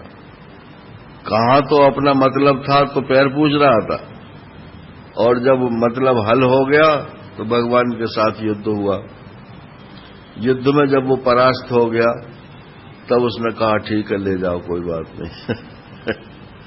वो ला करके द्वारका में लगा दिया गया। और कल्प वृक्ष, अब जब द्वारका ही डूब गई तो कल्प वृक्ष भी डूब गया होगा। ये कल्प वृक्ष हमने हरिद्वार में भी एक जगह लिखा देखा, एक पेड़ के ऊपर लिखा था कल्प वृक्ष। तो मैंने कहा ये कल्प वृक्ष कैसे? बोले ये वो कल्प वृक्ष नहीं है, जो स्वर्ग वाला कल्प वृक्ष है, ये वो कल्प वृक्ष नहीं है, उसी नाम का ये दूसरी जाति का है। तो कल्प वृक्ष तो ये आत्मा को बोलते हैं नारायण। कल्प वृक्ष का मतलब है जिस आत्मा के नीचे बैठकर जो कल्पना करो वही साकार हो जाती है, उसको कल्प वृक्ष बोलते। तो आत्मा कल्प वृक्ष है। इसके नीचे बैठकर कोई कहता है मैं मनुष्य हूं, तो बोले हाँ जी मनुष्य हूं। उपद्रष्टा अनुमंता च भर्ता भोक्ता महेश्वर परमात्मेति चापयुक्तो देहेस्मिन् पुरुष परा। इसी देह में ये जो पुरुष है यही परमात्मा है, और कोई दूसरा परमात्मा नहीं है। हाँ, और ये अनुमंता भी है, इसी को कल्प वृक्ष बोलते हैं। तो एक आदमी को पता नहीं था कि मैं कल्प वृक्ष के नीचे बैठा हूं, तो उसने थका हुआ था, उसने कहा भाई यहां कहीं पानी होता तो कितना अच्छा होता। अब वो तो कल्प वृक्ष था, तो वहां तालाब बन गया है। अरे तो पानी तो ये रहा, मैंने देखा ही नहीं। उसमें स्नान कर लिया उसने। जब ठंडा हुआ तो बोले अब अगर भोजन मिल जाता तो बहुत अच्छा होता। सो भोजन की थाली आ गई। फिर बोले कि अब अगर सोने को कोई पलंग मिल जाता तो सो भी लेते, तो पलंग बिछ गया नारायण। अब पेड़ के नीचे पलंग पर बैठ सोए हुए हैं और सोच रहे हैं ऊपर को मुंह करके कि यहां कोई भूत प्रेत तो नहीं रहता है। मैं जो बात सोचता जा रहा हूं वही बात पूरी होती चली जा रही है। सो ऊपर देखा तो भूत प्रेत दिखलाई देने लगा। बोले अब ये भूत प्रेत मुझको खा जाएगा, तो वो उतरा नीचे और उतर करके उसको खा गया नारायण। ये तो कल्प वृक्ष है। जैसे ही आप इसके नीचे बैठ करके संकल्प करते हो वैसा ही सत्य हो जाता। आप अपने जीवन से मिलाकर देख लेना, आपके सारे संकल्प सच्चे ही हुए हैं। संकल्पों की बात कर रहा हूं, इच्छाओं की बात नहीं कर रहा हूं। इच्छा में और संकल्प में बहुत फर्क होता है। इच्छा तो यह है कि हमें स्वर्ग का राज्य मिल जाए, लेकिन संकल्प नहीं कर सकते क्योंकि आप जानते हो कि हमें नहीं मिल सकता। हम राष्ट्रपति नहीं हो सकते, आप जानते हो कि हम नहीं हो सकते, इसलिए आप संकल्प नहीं कर सकते। जिसके संभावना हो उसका संकल्प होता है। तो आप अपने जीवन में हिसाब लगाकर देख लेना, जिस जिसका आपने संकल्प किया होगा वही वही आपका पूरा हुआ होगा। हमारा ब्याह हो जाए तो ब्याह हो गया, संतान हो जाए तो संतान हो गई, धन आवे तो धन आ गया। अब कितना धन आवे, बोले टाटा बिरला हो जाए, वो नहीं हो सकते भाई आप। इसलिए आप उसका संकल्प नहीं कर सकते, सिर्फ इच्छा मन चला सकते हो। मन चलाने को संकल्प नहीं बोलते। तो ये सत्यभामा जी के महल में वो कल्प वृक्ष लाकर लगा दिया गया। अब एक दिन भगवान को हंसी मजाक सूझी, तो श्री कृष्ण रुक्मिणी के साथ पलंग पर बैठे थे। बोले रुक्मिणी तुमने बहुत गलती की,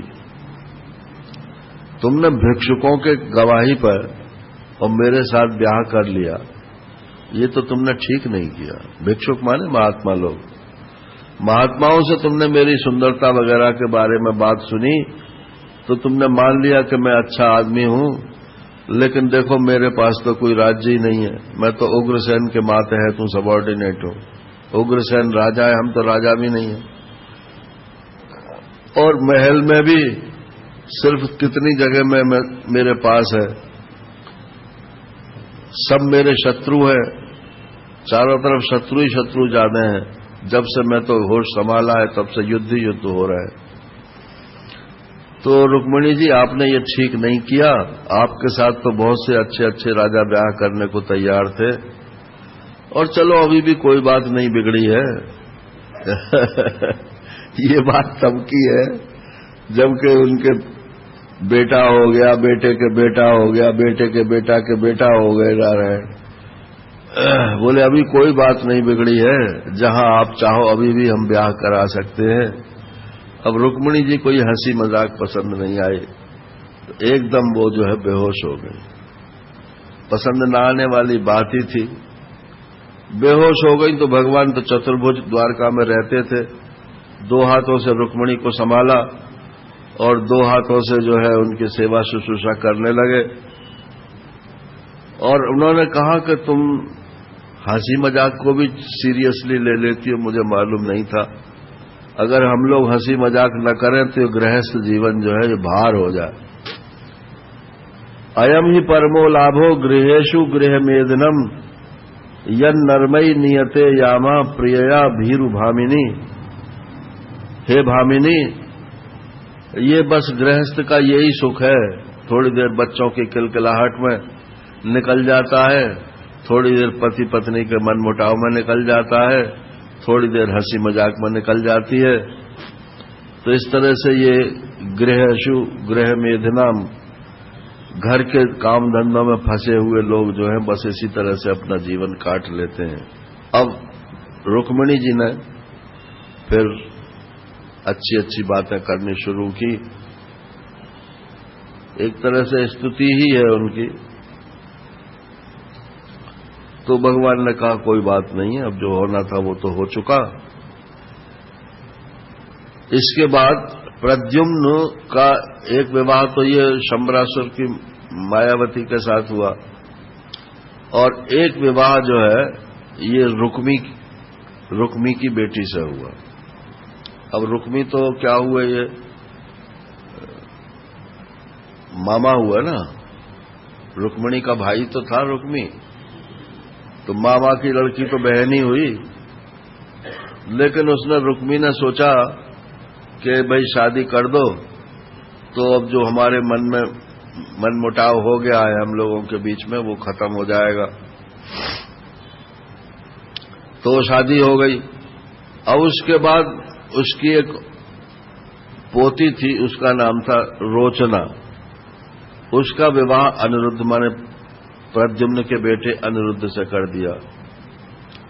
अब वहां जुआ खेलना चालू हो गया। विवाह में जैसे होता है या तो शराब होता है या जुआ होता है। अब बलराम जी को जो है ये शराब भी पीते थे बलराम जी। क्यों? श्री कृष्ण क्यों नहीं पीते थे? श्री कृष्ण ईश्वर है, पी सकते हैं लेकिन पीते नहीं है। बलराम जी जीव हैं, ये तो शेषनाग के अवतार है ना, तो ये जीवाचार्य है, जीव है। तो जीव में कमजोरियां होती हैं, इसीलिए जब ये मां वृंदावन जाते हैं, अभी थोड़ी देर में कथा आएगी, तो वहां इन्होंने शराब पी के गोपियों के साथ फिर रास रचाया था। हाँ, तो वहां पढ़ के ये लगता है कि ये क्या हो रहा है, तो बोले यही हो रहा है कि ये जीव है, तो जीव जो है वो अगर ईश्वर के अधीन न रहे, श्री कृष्ण के साथ जब तक रहते हैं तब तक इनकी क्रियाकलाप बिल्कुल सही रहता है। अगर ईश्वर अधीन न रहे जीव तो वो उच्छृंखल हो जाता है। तो वहां जुआ चालू हो गया। अब जुआ में रुक्मी ने सोचा था कि बलराम जी से सारा पैसा खींच ले। तो पहले 1000 दांव पे लगा, फिर 10,000 लगे, फिर 1 लाख लगा। अब वो जीतता चला गया रुक्मी। ये खरड़ खरड़ मत करो गुरु। यहां बैठे थे तो सो रहे थे। तो अब बलराम जी जो है वो जब मोटी रकम की बात आई तो बलराम जी जीत गए। तो उसने जो बना रखा था, क्या बोलते हैं उसे, रेफरी, हाँ, तो रेफरी जो थे वो उसी का आदमी था, रुक्मी का। उसने कहा नहीं बलराम हार गए, बलराम हार गए। तो आकाशवाणी हुई कि नहीं, बलराम जीते हैं और रुक्मी हारा है। बस इसी बात को लेकर तनातनी हो गई। तो रुक्मी को बलराम जी ने मार दिया वहीं। अब मैंने शादी भी बहू को तो ले आए और उसको रुक्मी का काम तमाम कर दिया। अब अनिरुद्ध की एक शादी का और जिक्र है, वो उषा अनिरुद्ध की कथा है। इस पर तो फिल्म भी बन चुकी है, क्योंकि फिल्म वालों को तो मसाला चाहिए रोमांटिक। तो बाणासुर था, बाणासुर की कन्या थी उषा, और बाणासुर शंकर भगवान का भक्त था। और इसको भगवान शंकर ने वरदान के रूप में 1000 भुजाएं दे रखी थी। ये जो ओंकारेश्वर में तपोभूमि है ओंकारेश्वर की, वो बाणासुर का ही क्षेत्र है वो। तो बाणासुर का जो है 1000 भुजाएं थी। अब उसने शंकर भगवान से कहा, महाराज आपने 1000 भुजाएं तो दे दी, लेकिन मेरे से लड़ने वाला तो कोई है ही नहीं, तो मैं इन भुजाओं का क्या करूं, मुझे तो भार लगता है। तो आपसे ही 2-2 हाथ हो जाए तो अच्छी बात है। शंकर भगवान ने कहा, मूर्ख, गुरु से जो है लड़ाई लड़ेगा, ले मैं तुझे एक झंडा देता हूं, ये झंडा अपने महल पर लगा देना, और जिस दिन ये झंडा गिर जाए तो समझ लेना कि मेरे समान कोई तेरे से युद्ध करने वाला योद्धा आ गया। तो उसने जाकर वो झंडा लगा दिया। अब वो इंतजार कर रहा था कि कब ये ध्वजा गिरे और कब वो लड़ने वाला मेरे सामने आवे। तो उसकी लड़की जो उषा थी, उसने एक दिन सपने में अनिरुद्ध की शक्ल देखी। इसमें तो लिखा है कि ये देखा कि अनिरुद्ध के साथ मेरा समागम हो रहा है, लेकिन अनिरुद्ध को कभी देखा तो था नहीं। तब ये पहचाने कैसे कि ये कौन है जिसके साथ ये सपना मेरा चल रहा है। तो उसने जब चिल्लाई वो, तो उसकी सखी थी चित्रलेखा। तो चित्रलेखा ने कहा कि तुम बताओ तो सही, नाम गाम कुछ तो बताओ तो मैं तुम्हारी व्यवस्था करूं। तो बोले अच्छा तू एक एक करके सबके चित्र बना। उसका नाम ही चित्रलेखा था। तो उसने जितने राजकुमार उस समय उसकी उम्र के थे वो सबके चित्र बना डाले। अब जब प्रद्युम्न का चित्र बना तो बोले हाँ इससे ही कुछ मिलता जुलता है। तो वो समझ गई कि ये प्रद्युम्न का तो विवाह हो चुका है और ये तो उम्र ज्यादा है, तो इनका लड़का होगा। जब अनिरुद्ध की शक्ल बनाई तो बोले हाँ यही है। बोले ठीक है, अब नाम गाम का पता चल गया, मैं अभी ले आती हूं। तो वो गई और जाकर के अनिरुद्ध को पलंग सहित उठा लाई वहां से। वो योगनी थी, योगनी थी। ला करके उसने महल में रख दिया। अब महल में यहां दोनों का प्रेम बढ़ने लगा। अंत में जब ये पता लगा कि यहां इस प्रकार से कोई पुरुष है, तो वो बाणासुर जो है वो आया और वो गाली वाली बकने लगा। फिर अनिरुद्ध ने ललकारा, तभी देखा कि झंडा गिर गया। तो वो समझ गया कि अब यही वो आदमी है जिसके साथ मुझे युद्ध करना है। तो पूरे जोर के साथ युद्ध करने लगा। उधर नारद जी महाराज जो थे, उन्होंने देखा कि ये बाणासुर के साथ अनिरुद्ध पार पर तो पड़ेगा नहीं, तो उस श्री कृष्ण के पास पहुंचे। बोले श्रीमन नारायण के नारायण कहो महाराज कहां से पधारे, कि आजकल अनिरुद्ध जी नहीं दिखलाई दे रहे हैं, कहां हैं? तो बोले यहीं कहीं खेल रहे होंगे। अरे कि महाराज आपके इतने बाल बच्चे हो गए हैं कि आपको अब एक रजिस्टर बनाना चाहिए। सुबह सबकी हाजिरी भरो, शाम को सबकी हाजिरी भरो, और फिर सुबह हाजिरी के बाद लिखो कौन कहां गया। वो तो इतने महीने हो गए और वहां पर उषा के यहां पर बद्दे बाड़ासुर के यहां पर, और अम्मा लड़ाई हो रही है, तुम जाकर के उसकी सहायता करो, नहीं तो वो मारा जाएगा।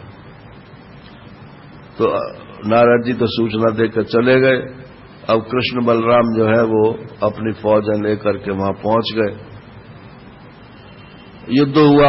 अब उधर से वरदान था उसे कि मैं तेरी तरफ से लड़ूंगा, तो शंकर भगवान भी लड़ने के लिए आ गए। और ये गैस वारफेयर और मिसाइल्स वारफेयर, नारायण जितने ये आधुनिक टेक्निक है ना युद्ध की, ये सब जो है वहां अपनाई गई। कुछ उन्होंने अपनाई, कुछ उन्होंने मार मचाई।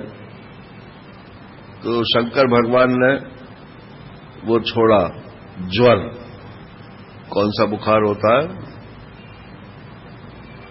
Yellow fever. तो वो एक गैस होती है, तो उसे अगर छोड़ दो तो जितने सिपाही लड़ने वाले हैं सबको फीवर हो जाता है, और उनकी खाल जो है वो पीली हो जाती है।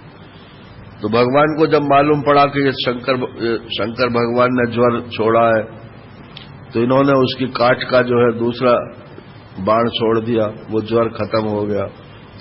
उन्होंने मेघ का छोड़ा, बारिश होने लगी, तो इन्होंने हवा का छोड़ दिया, वो मेघ चला गया। ऐसे करके खूब लड़ाई हुई।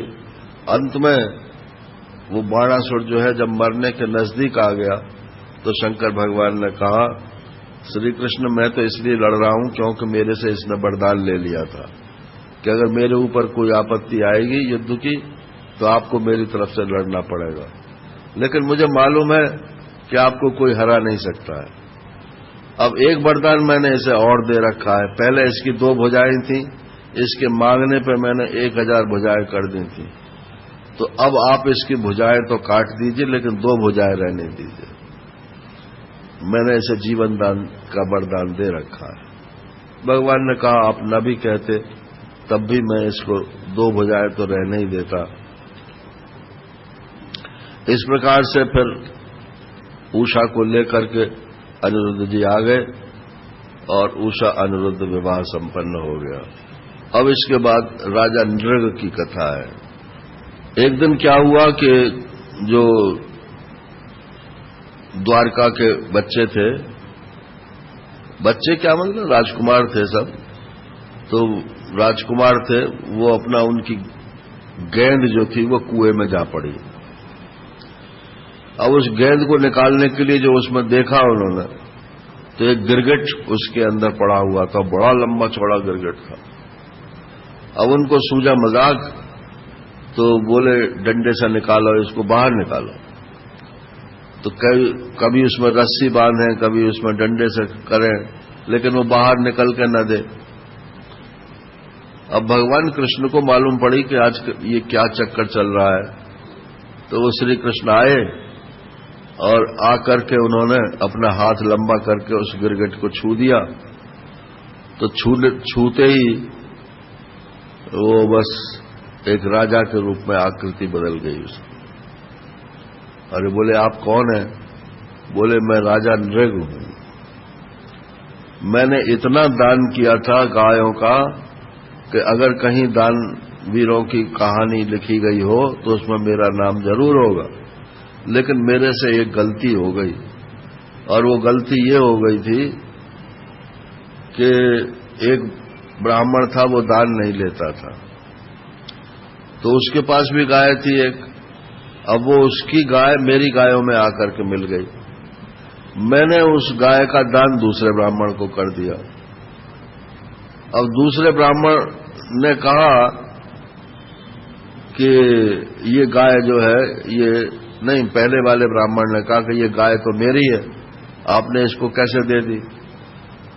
तो बोले भाई तुम्हारी है? कि हाँ मेरी है। और वो दूसरा वाला बोला कि आपने मुझे अभी दान में दी है इसलिए मेरी है। अब दोनों ब्राह्मण आपस में लड़ने लगे।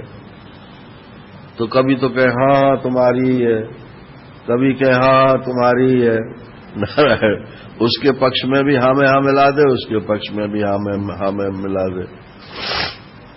ये थे ना नरसिंगा राव। तो ये ऐसे ही प्रधानमंत्री थे, सबकी हाँ में हाँ मिला देते थे और करते वही थे जो उन्हें करना होता था। तो उस ब्राह्मण ने शाप दे दिया, जो असली ब्राह्मण था उसने शाप दे दिया कि तुम निर्णय में देर कर रहे हो और जानबूझ करके देर कर रहे हो, तुम मेरा माल हड़पना चाहते हो तो जाओ तुम गिरगिट हो जाओ। तुम रंग बदलते हो कि हाँ तुम्हारा ये हाँ तुम्हारा ये, तो तुम गिरगिट हो जाओ। तो मैं गिरगिट हो गया। मैंने जब प्रार्थना की तो उसने कहा श्री कृष्ण का स्पर्श होगा तब तुम्हारी मुक्ति हो जाएगी। तो श्री कृष्ण ने कहा बच्चों इस बात को गांठ बांध लो कि ब्राह्मण का धन किसी को हड़पना नहीं चाहिए, अगर आप दे नहीं सकते तो उसका लीजिए भी मत। और इसमें तो एक बात और लिखी है कि धरती में जो कुछ भी धन है वो सब ब्राह्मणों का ही है, उसको कोई जो अपना मानता है वो ब्राह्मणों की कृपा से ही मान सकता है और किसी तरह से नहीं मान सकता। अब इसके बाद बलराम जी जो हैं वो उन्होंने ब्रज की यात्रा की। वहां से गोपियों का तो सूचना आती थी कि वहां बड़ी दुखी हैं बड़ी दुखी हैं। बलराम जी के मन में अच्छा वहां देखो गोपियों में भी दो दल थे, एक दल श्री कृष्ण का प्रेमी था और एक दल बलराम जी का प्रेमी था। तो बलराम जी की तो आप समझते हो एक ही शादी हुई थी, तो वो असंतुष्ट थे, तृप्त नहीं थे। इसलिए उन्होंने सोचा कि अब जो हमारी प्रेमिका गोपियां हैं उनके पास जरा घूम कर देख के आवे नारायण। तो वहां से वो ब्रज आए, वहां नंद यशोदा वगैरह सबसे मिले मिलाए, गोपों से मिले गोपियों से मिले। अब गोपियों ने कहा कि पहले तो आप हमारे श्री कृष्ण के बारे में बताइए। वो ठीक है ना कि हाँ ठीक है। शादी हो गई उनकी कि हाँ हो गई। एक नहीं हुई 16,108 है। बोले हैं कि हाँ 16,108 है। बोले ठीक है फिर हमारी तो कहीं गिनती है ही नहीं उसमें, तो उनमें सौतिया डाह पहले से था ही बीज तो फिर उत्पन्न हो गया। फिर वो बोले कि इतनी स्त्रियां जो हैं कैसे उन्होंने वरण कर लिया एक ही आदमी को। तो आपस में ही वो चर्चा करने लगी कि अरे वो बहुत बात करने में कुशल हैं, तो ऐसी बातों से ही सबको उन्होंने खींच लिया होगा। अब उनकी बात करते करते जब विरह जो है उनको सताने लगा तो वो रोने लगे। बलराम जी ने ढाढ़स दिया, बोले वो आएंगे आप लोगों के बीच में और आकर के आप लोगों को संतुष्ट करेंगे, आप घबराइए मत। इसके बाद वो अपने दल की जो गोपियां थीं उन गोपियों को लेकर के वो यमुना विहार के लिए गए। वहां लिखा है उसमें उन्होंने वारुणी भी पी। यमुना जी में विहार किया, वारुणी पी, सारी रात विहार होता रहा। फिर कई महीने तक ये ब्रज में रहे और उसके बाद में फिर वहां से चले आए। अब एक राजा था, उसका नाम था पौंड्रक। तो वो पौंड्रक कहता था, उसने संदेशा भेजा भगवान कृष्ण के पास कि असली वासुदेव तो मैं हूं, विष्णु का अवतार तो मैं हूं, तुम नहीं हो। ये जो तुम लोगों को भरमा रहे हो कि मैं विष्णु का अवतार हूं, इसको छोड़ो। और देखो मेरे भी 4 हाथ हैं, चतुर्भुज रूप हूं, आप भी चतुर्भुज हो। द्वारका में भगवान चतुर्भुज रूप से रहते थे। तो पौंड्रक ने कहा कि मैं भी चतुर्भुज हूं। तो उसने क्या कर रखा था कि लकड़ी की 2 भुजाएं बना रखी थी। तो 2 भुजाएं लकड़ी की लगी हुई है और 2 जो उसकी ओरिजिनल भुजाएं थी वो थी। लकड़ी का ही सुदर्शन चक्र भी बना रखा था। कुछ उसमें इलेक्ट्रॉनिक लगा दिया होगा तो वो अपना घूमता रहता होगा। आजकल तो सब चलता है। और माने सब आयुध भी उसने बना रखे थे। तो बोले ये सब तुम छोड़ो और मैं असली वासुदेव हूं। तो भगवान ने उस दूत से कहा कि अपने स्वामी से जाकर कह देना कि मैं अपने अस्त्र शस्त्रों को छोड़ूंगा तो सही, लेकिन ऐसे ही नहीं छोड़ूंगा, उसी के ऊपर छोड़ूंगा, और अगर उसे बचाना हो अपने को तो बचा ले। जब इतना हार्ड संदेश उसने सुना पौंड्रक ने, तो उसने चढ़ाई कर दी श्री कृष्ण के ऊपर।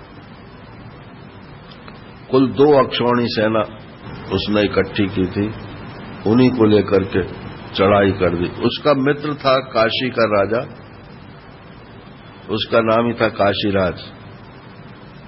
तो मित्र होने के नाते से 3 अक्षौणी सेना जो है वो लेकर के आ गया। अब 5 अक्षौणी सेना द्वारका के ऊपर चढ़ाई कर दी। तो भगवान ने अपने सुदर्शन चक्र से पौंड्रक के सब जितने भी वो लकड़ी के बना रखे थे वो सब नष्ट कर दिए और काशीराज का भी नाश हो गया।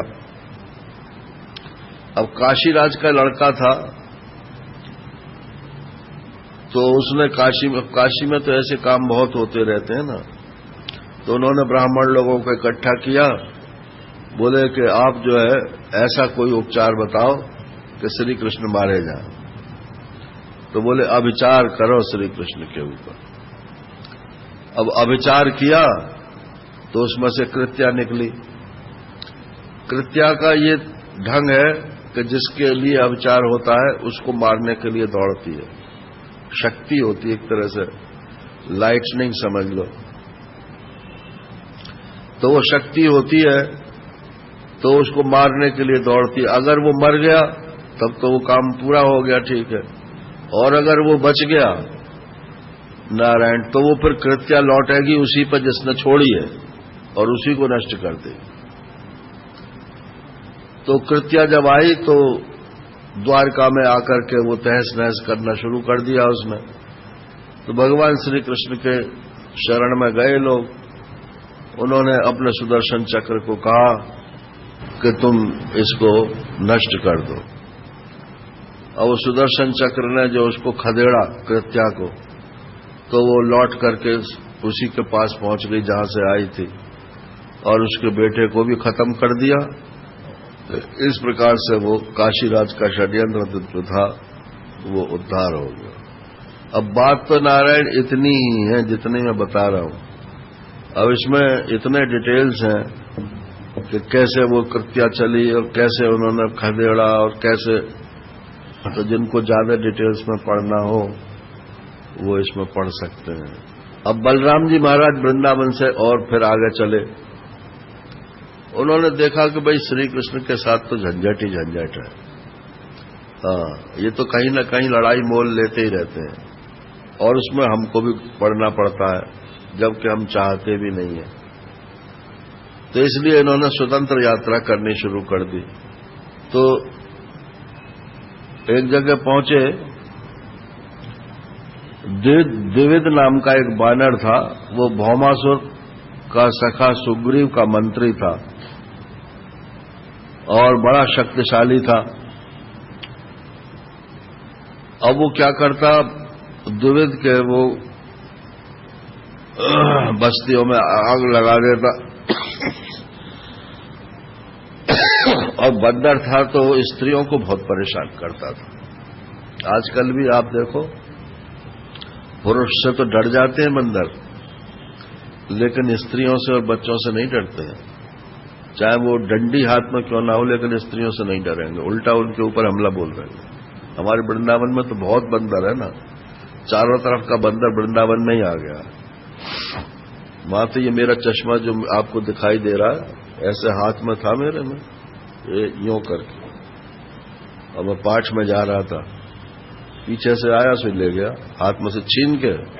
हाँ, और एक दफे यहां कंधे पे आके कूदा और यहां से चश्मा उतारा और ले गया। अब इसकी सारी ये जो प्लास्टिक लगी हुई थी इनमें, ये सब काट कूट दी, शीशे बच गए बस और ये वहां से चलने के थोड़े दो एक दिन पहले ही की बात है। तो स्त्रियों को वो बहुत परेशान करता था, और कुछ उसकी रंगत भी खराब थी। मतलब वो अपने जेनिटल्स जो है उनका प्रदर्शन बहुत करता था, तो स्त्रियों के सामने ज्यादा करता था। तो वो बहुत नाराज थी स्त्रियां। तो एक दिन वो दुष्ट जो है वो रैवत पर्वत पर गया, और वहां बलराम जी जो थे वो युवतियों के साथ विहार कर रहे थे, बैठे थे, विराज रहे थे।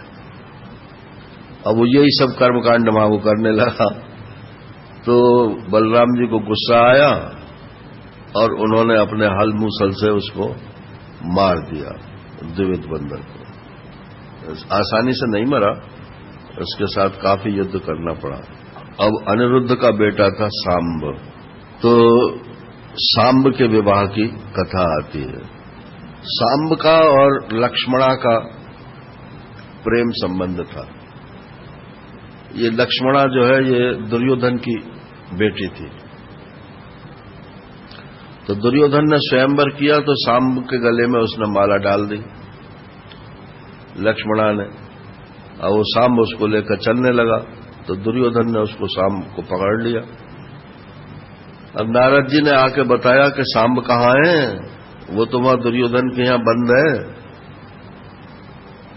तो बलराम जी तो बहुत नाराज हुए, नहीं श्री कृष्ण तो बहुत नाराज हुए। श्री कृष्ण ने कहा कि हम दुर्योधन को उसका सबक सिखाएंगे। बलराम जी ने कहा आखिर को दुर्योधन भी हम लोगों का रिश्तेदार ही है, तो मैं जाता हूं, मैं उसे समझाऊंगा। तो वो गए, उन्होंने दुर्योधन को बुलाया। दुर्योधन को गदा युद्ध सिखाई थी बलराम जी ने, तो गुरु चेले के नाते से उन्होंने उसको समझाया। बोले भाई जब स्वयंवर में उसने उसको जीत लिया है तो फिर तुम्हारी क्या आपत्ति है? अगर वैसे ही उठा लाता तब तो ठीक था, तुम्हारा अपराध होता हो। तो बोले नहीं जी, आप लोग कोई राजा हो ऐसा बोला हो, आप तो ग्वारिया हो जन्म के, राजा तो हम लोगों ने आपको बना दिया है। अब ये बात बलराम जी को सहन नहीं हुई, तो उन्होंने कहा अच्छा मालूम पड़ जाएगी किसने किसको बनाया है। तो उन्होंने अपना हल जो था वो जमीन में गाड़ दिया, और गाड़ करके धरती को, मतलब जैसे लीवर से उठाते हैं ऐसे धरती को ऊपर को उठाया। धरती को ऊपर को उठाया तो जमुना जी का सारा पानी जो है वो उनके हस्तिनापुर में प्रवेश करने लगा। अब वहां तो बाढ़ की स्थिति पैदा हो गई। जमुना जी नहीं, गंगा जी, गंगा जी है। तो अब सब हाथ जोड़ने लगे, महाराज क्षमा करो क्षमा करो। अब अगर ऐसी बात है सिर्फ शादी करने से ही सुलहनामा हो सकता है तो हम तैयार हैं। तो बोले हाँ तैयार तो अब होना पड़ा है ना, हमने जब समझाया तब तो तैयार नहीं थे। तो बोले आप लोग सामर्थ्यवान हैं इसलिए हमें स्वीकार है। फिर श्री कृष्ण को बुलाया, फिर उसको शादी करके और सांब जी घर पे आ गए। इनकी किसी की भी शादी जो है ऐसे नहीं हुई है कि आसानी से हो गई हो और आराम से हो गई हो, सबके लड़ाई झगड़े की सबकी शादी हुई। अब एक दिन नारद जी को ये लगा कि भगवान के 16,108 पत्नियां हैं, लोग तो एक से ही परेशान हो जाते हैं, तो देखूं तो सही है 16,108 के साथ कैसे। अब वो थोड़ा मतलब जीव भाव उनमें आ गया नारद जी में, माने भगवान है इस बात को भूल गए। तो श्री कृष्ण पहचान गए, और द्वारका तो जाते ही रहते थे क्योंकि नारद जी को शाप था कि आप कितनी 2 घड़ी से ज्यादा एक जगह नहीं ठहर सकते। तो लेकिन द्वारका में ये शाप लागू नहीं होता था क्योंकि वो श्री कृष्ण की नगरी थी, इसलिए तो बार बार घूम फिर करके वो द्वारका में ही आ जाते थे। वहां 2 लाभ थे, एक तो आराम हो जाता था और दूसरे भगवान कृष्ण का सानिध्य प्राप्त हो जाता था। तो श्री कृष्ण को मालूम पड़ गई कि आज तो नारद जी दूसरी वजह से आ रहे हैं, मेरा वैभव ऐश्वर्य देखना चाहते हैं। तो पहले एक महल में गए तो वहां देखा कि रुक्मिणी के साथ भगवान बैठे हुए और चौपड़ खेल रहे हैं। भगवान खड़े हो गए, आइए आइए देवर्षि आइए। बोले हाँ बैठिए, मैं आऊंगा अभी आप खेलिए। वो तो अचानक जाकर के निरीक्षण करना चाहते थे ना, फिर भी थोड़ी देर तो बैठे वहां और फिर वहां से उठकर चल दिए। फिर दूसरे महल में गए तो वहां देखा सत्यभामा जी भोजन करा रही हैं, वो भोजन कर रहे हैं। तीसरे महल में गए, जितने 16,108 महल थे सबके अलग अलग, सब महलों में एक साथ श्री कृष्ण को उन्होंने बैठे हुए देखा। कहीं यज्ञ कर रहे हैं, कहीं भोजन कर रहे हैं, कहीं दान कर रहे हैं, कहीं अपना ध्यान कर रहे हैं, कहीं पाठ कर रहे हैं, कहीं महात्माओं का सत्संग कर रहे हैं। जो भी गृहस्थ आश्रमियों के धर्म हैं उन सब धर्मों का पालन करते हुए उन्होंने श्री कृष्ण को देखा। अब ये बात तो उनकी पक्की हो गई कि हाँ ये श्री कृष्ण भगवान है। लेकिन भगवान ने कहा अभी ऐसे थोड़ी मनवाऊंगा, तुमसे जबरदस्ती भी तो मनवानी है ना। तो उन्होंने नारद जी को फिर उपदेश दिया है, ब्रह्मन् धर्मस्य वक्ताहम् कर्ता तदनुमोदिता तच्छिक्षयन् लोकमिमम् आस्थितः पुत्रमाखिद। अरे बेटा नारद, तुम खेद मत करो, मेरा तो ये जो अवतार हुआ है ये लोक संग्रह के लिए ही होता है। इसलिए जो कुछ भी मैं कर रहा हूं वो लोक संग्रह के लिए कर रहा हूं, और मेरे में ये शक्ति है कि मैं एक साथ चाहे जितना काम कर सकता हूं। इसलिए तुम इसका कोई खेद मत करो, तुम्हारे मन में ये बात आई तो कोई बात नहीं। अब ये प्रसंग जो है आपको सुबह सुनाएंगे, क्योंकि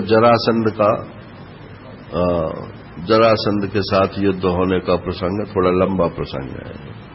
हरि ओम पूर्णमदः पूर्णमिदं पूर्णात् पूर्णमुदच्यते पूर्णस्य पूर्णमादाय पूर्णमेवावशिष्यते।